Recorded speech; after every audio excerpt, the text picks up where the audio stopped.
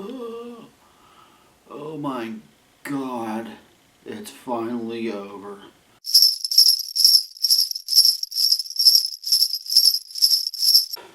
Greetings, everyone. Welcome to the Sincast. I am Castantino, and this is the finale of Star Wars, a holiday special. I said in the last part that was probably the best part. I did not expect a nosedive. That was going to be the flippin' finale. Let's get right into it. Let's just get right into it because, whoa! Wow, that was bad. So, after the, was it the Boba Fett thing? I think it was the Boba Fett cartoon. So we are treated at the start where the kid's putting together his Christmas gift, which turns out to be some kind of spy thing.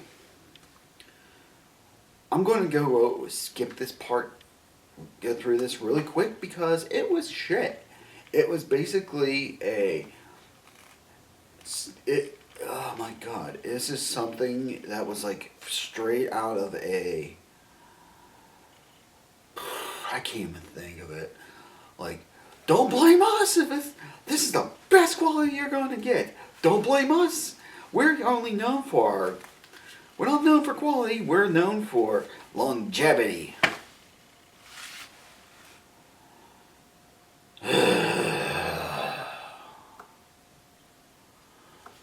So you got this old guy telling you, put this, put. It's like he's a malfunctioning rogue android or cyborg. I don't know. Or hell, maybe he's just got the most bizarre stutter problem I've ever seen in my life. Jesus Christ. So he shows Lumpy how to put together the thing, which ends up Lumpy just puts it together himself by the end of it. So what was the point of watching that? POS.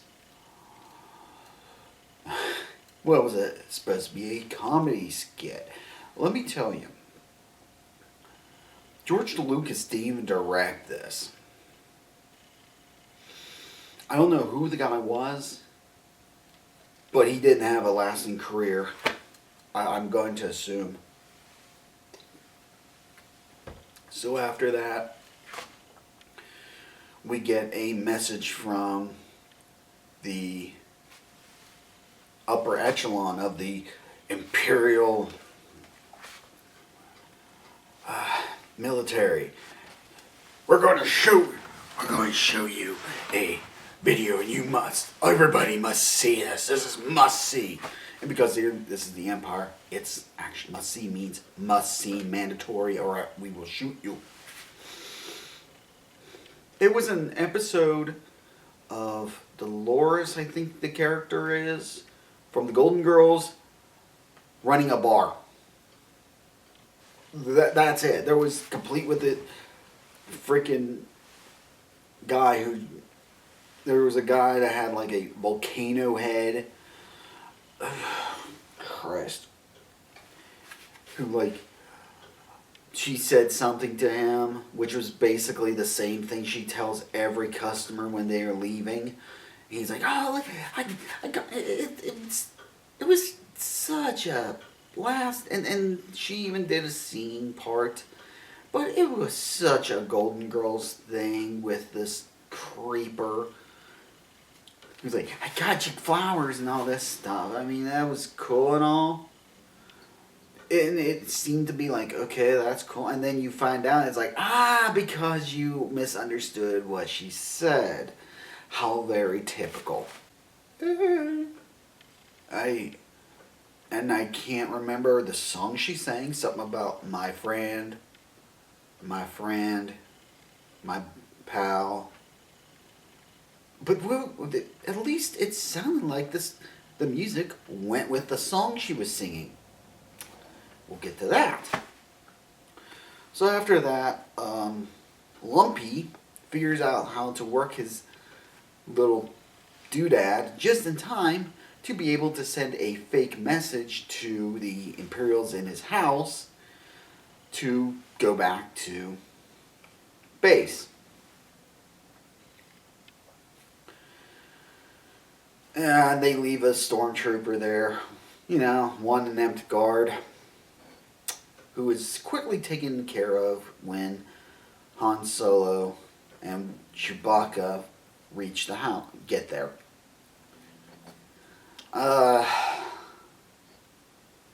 Yeah, not much there.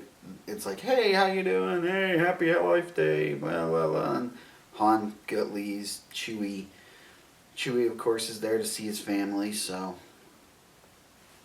Okay. Everybody's happy to see Chewie. Then the frickin' Junker comes back. Whatever the hell he is, the store clerk. Wow.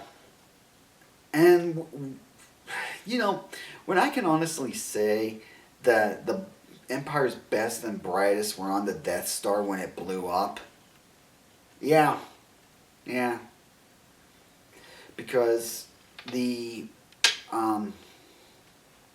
guy in the Moff or whatever the frick it is, I don't know. I can't be asked about this thing. This movie thing went off the rails. It went off the rails in the first minute, but...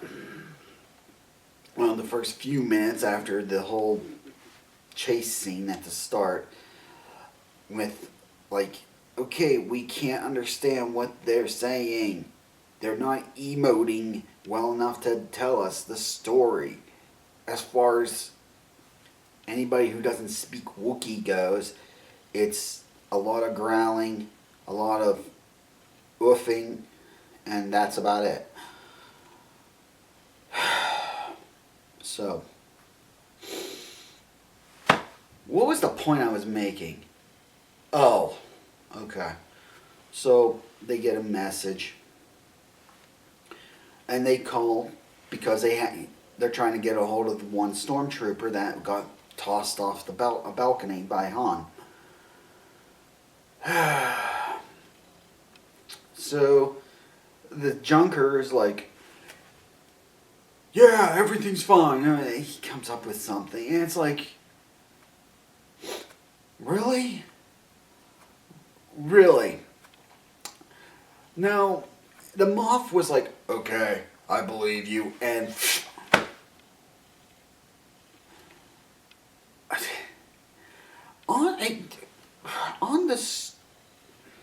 on the damn Death Star, the guy was like, we're going to send people to you, and Han had to come up with something. They didn't buy Han's bullshit. This guy came up with a lazier, more ridiculous thing, and they're like, okay, everything's fine.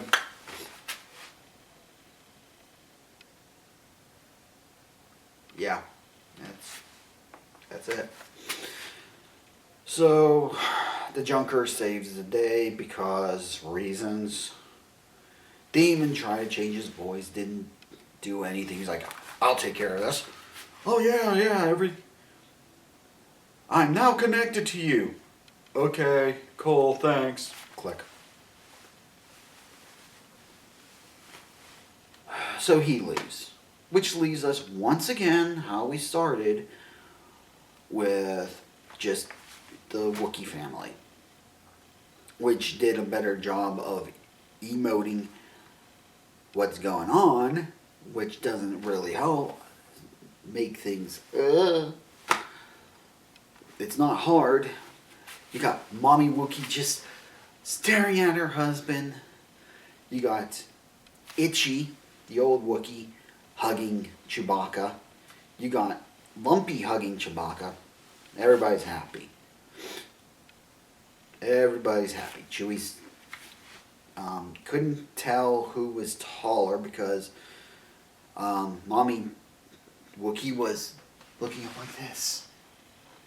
And Chewie was kind of... It's like... I think it was more the costumes, the head, that was throwing me off because I could not see his freaking eye. Anyway.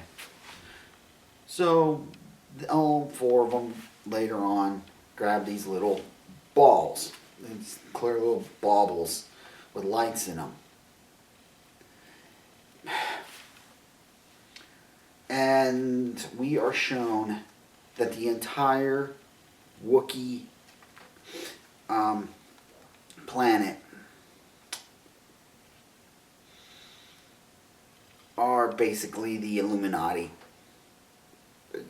They're the Illuminati, or they're the Wookiee, the Star Wars version of the Spanish Inquisition, because I was not expecting this. I saw pictures, but I was not expecting, like, an entire procession of Wookiees being transported out into space, all walking to this bright light, all in these red robes. Now, I was originally going to make a joke about how they're the, they looked like the Emperor's Guard, his royal guard, with Wookiee heads instead of the helmet, those red helmets. But you know what? The Spanish Inquisition sounded better. Because that was more what it was like. It was like watching the Spanish Inquisition walking into a room. And plus, like I said, I wasn't expecting that. So yeah, and this bright light teleports them to fuck all. Fuck if I know. So we're three people. That's just it. So not only do they have a direct line to Luke's garage, they have a direct line to Leia's office, and they have a portal that takes them to some kind of temple or gathering hub that also the heroes from New Hope can get to. So you got C-3PO telling everybody Happy Life Day, while Wookiees are all around singing Christmas carols. Because let's be honest, this wasn't singing. To anybody who's not Wookiee, to any of you who are not Wookiee, it sounded like you could probably just ask, if you have a husky, ask them to sing carols, because that's exactly what this was. Of course, I have heard some huskies and other dog breeds that actually sound. So, but that was all it was. And then remember a little bit earlier, a couple minutes ago in this video, when I said about how in the Golden Girls episode in the bar, how she was singing a song that sounded like what was being played. So Carrie Fisher, Princess Leia, starts singing. No idea what the hell she was singing, because I was too busy trying to figure out because she was singing one thing while the music was playing basically the Star Wars theme. You know, da da da da da da da da da. And it's like, are you trying to sing this to that? Or did we just or just like everybody who's viewing this movie, the people who were doing editing just kind of checked out? I don't know. was, but it's like Carrie Fisher singing this, the music's playing this, and I'm like, what the F? So yeah, so that was the Star Wars Holiday Special. That was it. It went off the rails really quick. It had some decent parts with like music videos and the Yellow Submarine Boba Fett premiere cartoon. And then it took a nosedive off the... It found a blown bridge and freaking right into the alley. What do I think of this? It's not good. It's like, I don't think the director knew what the hell he was doing. This... I would not say it's... One thing I will say about this, it's not... It's cringy, it's campy, it's a holiday... Old level holiday special. It's not... Like I said, the director, I don't know what the hell he was thinking. But...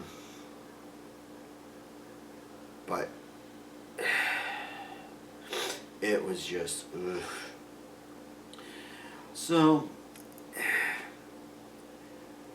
I don't even know what to say about this. You know, I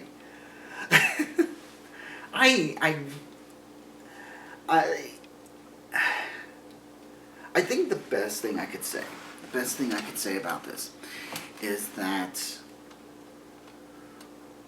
I enjoyed it. It wasn't,